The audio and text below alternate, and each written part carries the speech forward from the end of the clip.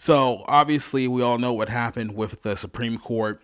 Somebody purposely leaked information to the press that stated that the Supreme Court was getting ready to overturn the Roe versus Wade decision, which basically legalized abortion on a federal level. And by overturning that, the decision of abortion would go back to the states, where you would likely have about half the states in the U.S. to ban abortion. The other one will continue to have it legalized as it is right now. But CM Punk, who has always been a lefty progressive, took to Instagram in a series of posts that he deleted, where he essentially called anyone who considers themselves to be pro-life racist, fascist, rich, elite, white, terrorist, and religious nuts. So Punk took to Instagram and he posted a picture of himself on an AEW show where he's wearing a pro-choice t-shirt, one that says, "Get your own, then tell it what to do." And it's a picture of course, a woman's uterus. Now, it's very hilarious how all of a sudden we've gone back to, well, if you're a man, you can't tell women what to do with their bodies anymore. Yet 3 days ago, you were saying that, well, trans men can be women, that birthing people are a thing. But now all of a sudden that abortion's back on the table. Now gender is very, very binary again. It's funny how that worked out.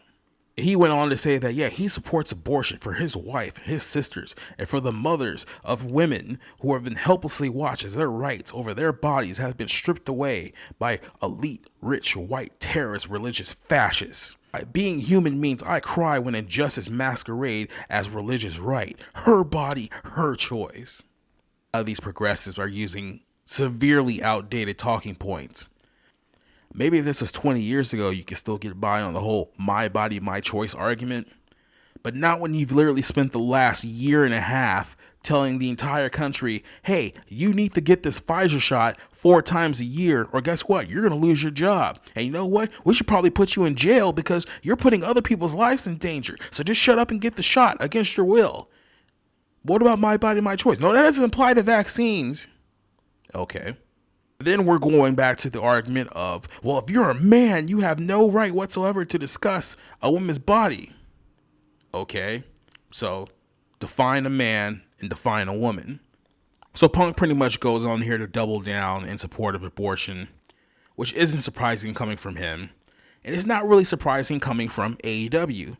AEW, as we all know, considers itself to be a very progressive left-wing pro wrestling company with a very progressive left-wing fan base. The overwhelming majority of AEW's fans are the ones on Twitter that you see with the rainbow flags in their profile, the amount of vaccine shots they had in their profile, you know, pronouns, age, Ukrainian flags, those type of people.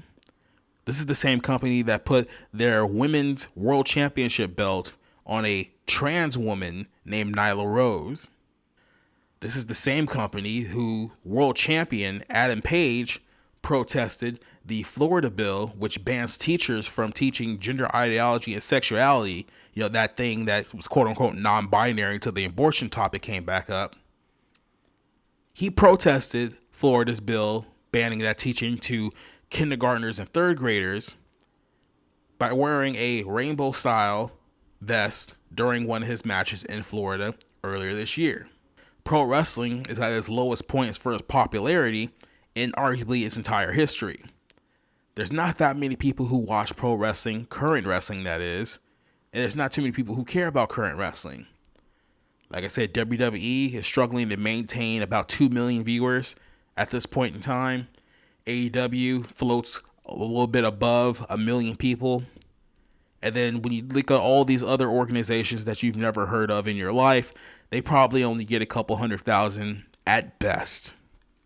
So if you're wondering why pro wrestling just isn't as good as it used to be in the early 2000s, the 90s, even the 80s, well, you have to look at who's in pro wrestling right now, who's running the show, who's a part of the show.